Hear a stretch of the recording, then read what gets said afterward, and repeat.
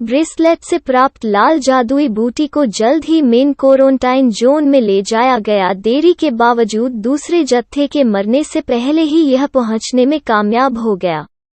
Doctor धर्त ने लाल जादुई बूटी का उपयोग करके महामारी के लिए तेजी से इलाज तैयार किया और इसे संक्रमितों में बांट दिया। जिनकी हालत गंभीर नहीं थी वे कुछ ही समय में ठीक हो गए। दूसरों को अपने परिवारों के साथ फिर से मिलने की अनुमति देने से पहले उन्हें कुछ दिन आराम करना होगा। क्वारंटाइन जोन खुशी के आंसुओं से भर गया। महामारी की यातना और डीमन बीस्ट के आक्रमण से लोग बेहद थके हुए थे। उन्होंने सीखा था कि उन्हें जीवन को अनुभव से अधिक कीमती समझना चाहिए। वे बहुत कम जानते थे। मुख्य कारण वे महामारी से जीवित रहने में सक्षम थे। उन्हें बचाने वाला एक बच्चा और उसका क्रॉस ब्रीड ईगल था। वीर स्वर्गीय ईगल को भूमि के किसी कोने में दफनाया गया था, कुलदेवता सांप के समान जिसने कई वर्षों तक गुप्त रूप से शहर की रक्षा की थी। उसे भी शहर का संरक्षक माना जाने लगा। वीर स्वर्गीय ईगल का वंश और शक्ति चाहे कितनी भी छोटी क्यों न हो, इसके योगदान को लोग कई वर्षों तक स्वीकार करते रहेंगे। जहां तक उस नौजवान का सवाल है जिसे स्वर्गीय ईगल पश्चिम किले में वापस ले गया था, तब भी वो गहरी नींद में था। तब भी जब सभी लोग प्लेग से उबर चुके थे, वो आत्मा के बिना केवल एक खाली खोल था।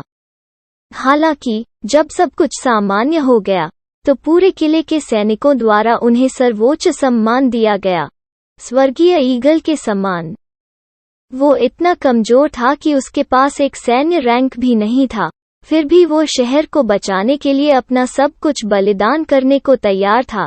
जब सैनिकों ने बच्चे के ठंडे शरीर को स्टैंड पर पड़ा देखा तो उन्हें स्पष्ट रूप से एहसास हुआ कि सम्मान शक्तिशाली स्थिति या उच्च आयु से अर्जित नहीं किया जाता था, न ही यह एक उत्कृष्ट शक्ति होने से अर्जित किया जाता था।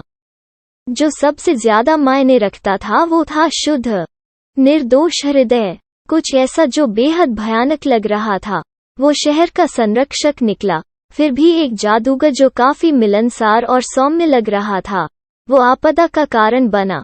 लोगों को इस घटना से सीखने, सोचने और याद रखने के लिए बहुत कुछ था।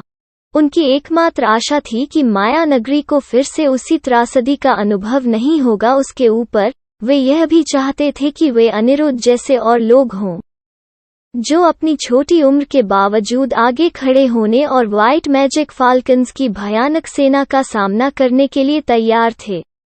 उसके पास एक सैन्य रैंक नहीं था, लेकिन वो अधिकारियों से नहीं डरता था जब वो स्पष्ट रूप से जानता था कि सही काम करना है। एक दुर्जय दुश्मन मानव जाति पर विनाश लाने के लिए पर्याप्त नहीं था, लेकिन किसी के दिल का भ्रष्टाचार था। यह लोगों के बीच व्यापक रूप से फैलेगा और मानवता पर विनाश लाएगा। क्या वास्तव में उसे बचाने का कोई उपाय नहीं है? चुटकी ने बर्फ के बिस्तर पर झुकते हुए पूछा। जो शरीर को बचा रहा था, उसकी आंखें निराशा के संकेत से चमक उठीं। डॉक्टर धर्त ने असहाय भाव से अपनी मूंछों को सहलाया। उसने अपना सिर हिलाया और एक आह भरी। किसी ने कहा कि हीलिंग एलिमेंट के उच्चतम जादू में किसी को पुनर्जीवित करने की क्षमता है। मुझे खुद भी उतनी ऊंचाई हासिल करनी है, लेकिन मुझे विश्वास है कि इस दुनिया में किसी ने ऐसा किया है। लेकिन यहाँ भी एक समस्या है। यह तभी काम करेगा जब उसकी आत्मा पूरी तरह से संरक्षित हो। उसकी स्थिति में उसका शरीर एकदम सही स्थिति में है, फिर भी उसकी आधी आत्मा ले ली गई है। इस दुनिया में केवल एक ही जगह उसे बचा सकती है। चुटकी ने कहा, कहाँ है? मुझे बताओ। डॉक्टर धर्त एक पल के लिए झिझके जवाब देने से पहले। द पार्थेनन टेम्पल, एक विचार आदर्श के दिमाग को पार कर गया। पार्थेनन मंदिर, उसने दूसरी बार नाम सुना था। यह एक अलग देश में एक पवित्र स्थान की तरह लग रहा था। उसने याद किया कि भावना ने उसी नाम का उल्लेख किया था जब उसने उससे पूछा था कि वो अतीत में समर्थ की जान कैसे बचा सकता है। वो कैसी जगह है? हीलिंग एलिमेंट के लिए सर्वोच्च मंदिर है वो। यदि वहां के चिकित्सक संभवतः अनिरुद्ध को जगा सकते थे, तो क्या माया नगरी की सरकार उनसे बच्चे की जान बचाने के लिए कोई एहसान नहीं कर सकती थी? क्या हमें उसे पार्थेनन मंदिर नहीं भेजना चाहिए? अगर हम जानते हैं कि एक मौका है तो उसे बचाया जा सकता है। छुटकी ने पूछा। डॉक्टर धर्त ने अपना हाथ लहराया और बोला, मुझे विवरण के बारे में पता नहीं है, लेकिन मुझे यकीन है कि इससे कोई फर्क नहीं पड़ेगा।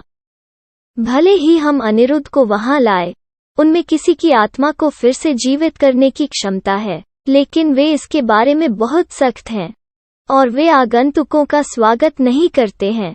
यहाँ तक कि हमारे देश के मैजिक एसोसिएशन के अध्यक्ष भी उन्हें बच्चे को बचाने के लिए नहीं कह सकते। शहर की सरकार की तो बात ही छोड़िए, तो कोई रास्ता नहीं है कि हम उसकी मदद कर सकें? आदर्श ने कहा, हम उसे अभी के लिए नींद में छोड़ देंगे। शायद कोई चमत्कार हो जाए। उसकी आत्मा धीरे धीरे ठीक हो सकती है, चाहे कितनी भी छोटी संभावना क्यों न हो। हम उसकी देखभाल करेंगे, डॉक्टर धर्त ने कहा। पश्चिम झील की पक्की सड़क का नजारा बिल्कुल अलग था। गिरे हुए पत्तों से भरे रास्ते को छोड़कर उस जगह पर दर्शकों की भीड़ लगी रहती थी। घटना के बाद कई लोगों ने पश्चिम झील का दौरा किया था, इस उम्मीद में कि वे कुलदेवता सांप को व्यक्तिगत रूप से देख सकते हैं। कुलदेवता सांप अचानक पर्यटकों के आकर्षण का केंद्र बन गया था।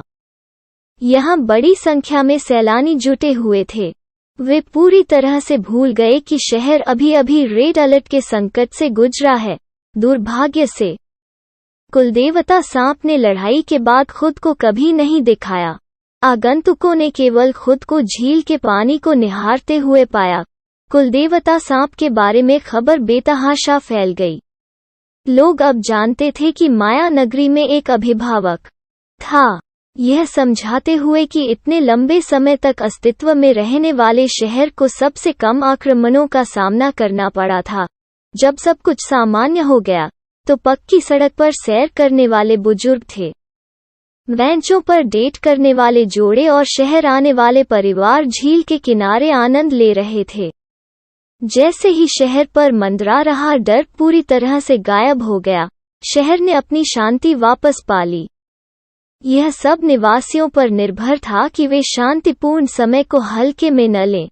यह तुम्हारे लिए है, भावना ने आदर्श को एक आश्चर्यजनक मुस्कान देते हुए धीरे से अपने बालों को हिलाते हुए कहा। आदर्श यह भ्रमित नजर के साथ उपहार प्राप्त किया। आदर्श ने धीरे धीरे उपहार खोलते हुए कहा, यह क्या है? यह कठिन और काला है, आदर्श ने कहा। यही तो तुमने मांगा था, भावना ने सख्ती से कहा। यह कुलदेवता सांप की खाल है।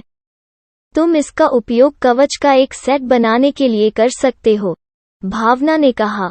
ओह ठीक है, बस इतना ही? मैं उनमें से कुछ सेट बनाने की योजना बना रहा था, आदर्श ने कहा, जो खा की जांच कर रहा था, जो केवल कवच के एक सेट के लिए पर्याप्त लग रहा था। वे खाल नहीं हैं जिन्हें आप बस पा सकते हैं, और जो खाल इक्डिसिस के दौरान छीलते हैं, उन्हें परिष्कृत करना अविश्वसनीय रूप से कठिन होता है।